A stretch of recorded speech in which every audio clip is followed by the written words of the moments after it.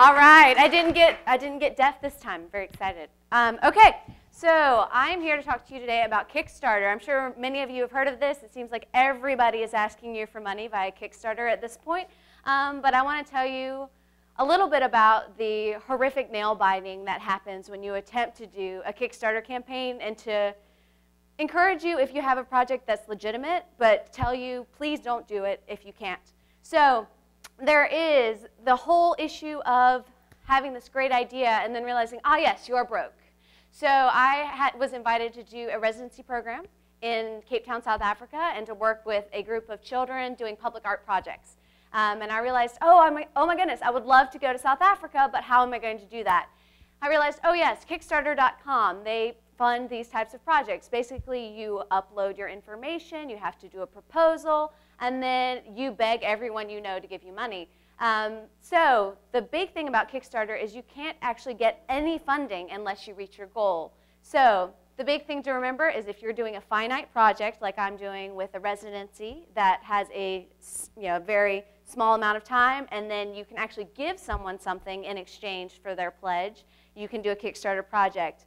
So I love this image with the dog, because you're constantly tempting people with fun little gifts. So in order to submit a proposal, you have to, again, be able to meet the previous requirements. But when you submit a proposal, it also has to be for you as an individual. You can't just do it to try to get money for your life existence. It can't be to fund an organization that's not doing a specific project. So if you get accepted, you have the first stage, which is Giddy Excitement. You're so excited, there's all of this possibility, you're going to meet your goals, of course, and it's going to be fantastic, and you're going to go on to do this great project. And so, of course, you tell everybody about it, and then you realize, ah, yes, no one cares. So, no one cares. So, you go to this stage where you say, oh my God, please, don't you realize that I'm the best thing ever, and you want to give me all of your money? And so you end up doing this pose, where you beg everyone to give you lots of things. And again, they don't really care. So, you go back to the drawing board, and you get a little bit down about yourself, and you start thinking, okay, what's the actual way to make people excited about this project?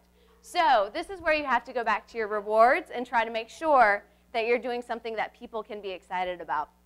So again, this is a sad moment. This happens right around the middle of your project, but it's not the worst thing in the world. Things get actually a lot worse after this.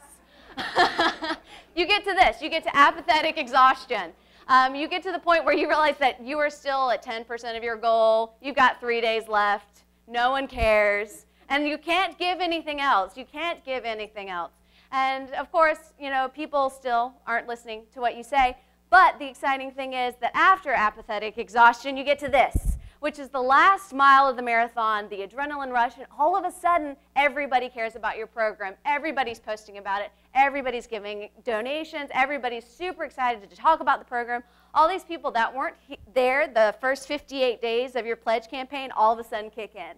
And so if you have a project that is worth all of this effort and the self-doubt and the exhaustion, I definitely recommend it.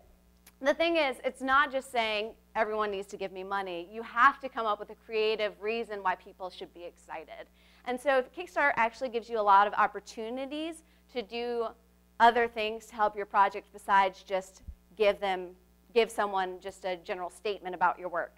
So part of the proposal preparation is thinking about your rewards and also thinking about doing a video. And I think those are the two most important parts of a Kickstarter program. When you're writing up your proposal, you need to make sure that, again, the project is finite. But the idea of the rewards is really important, because if you can give people a part of the project, whether it's sending postcards from a trip, or making sure that they get a part of an art installation, or if they get invited to a special gala, or you can feature their name in the credits of some project, those are going to be the things that get people excited, and that will help people keep moving your project forward. The other idea is the video. The video is really important. Some people choose not to do it, but I think that having someone else see your enthusiasm in person is so much more important. Plus, people can post the video outside of just the Kickstarter page, so people can pass that around. And not only does it give you an opportunity to speak for yourself, but it also gives you opportunities to incorporate other elements of your project, especially if you have past video. The other big thing is to make sure that you are your own promoter and that you post it everywhere. The most successful projects end up posting at least once a day, which is really sad because you end up feeling like a pest and you end up feeling like, again, nobody really cares.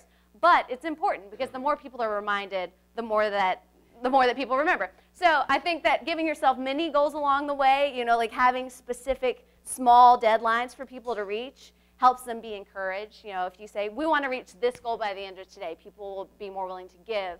And then again, the very last goal is easier to get to. Also, remember, procrastination is king. People are just going to donate on the last day. There is nothing you can do about it.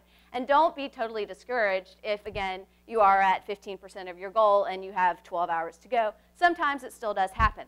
And I think also it's important to remember that you can't rely on the very last 12 hours. You have to have done all the work up to that. But success is sweet when you get to that moment where you have 0 seconds and your funding is successful. You have the ability to go on and do this great project, knowing that you have this community of support. It's a really beautiful thing. And you forget all the bad stuff that happened before that. So I did receive the funding for my project. I will be going to Cape Town, South Africa. All my funding came through at midnight last night, which was very exciting. And I will be going and doing this huge project, doing public art and street art with kids in Cape Town. So be sure to follow me on the website. Thank you so much to everybody for coming out. And I hope that you all are going to have a fantastic rest of your weekend. There you go.